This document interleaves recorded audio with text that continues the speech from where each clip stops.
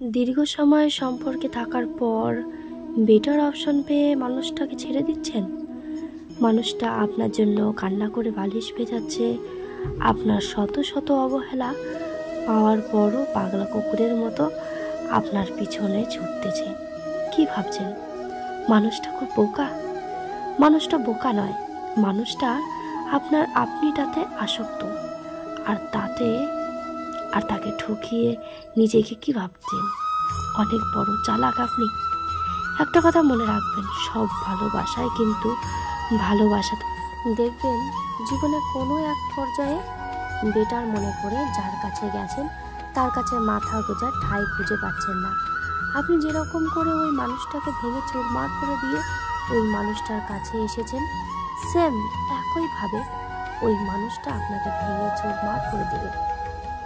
না পারবেন সইতে, না পারবেন কইতে, শুধু সময় অপেক্ষা।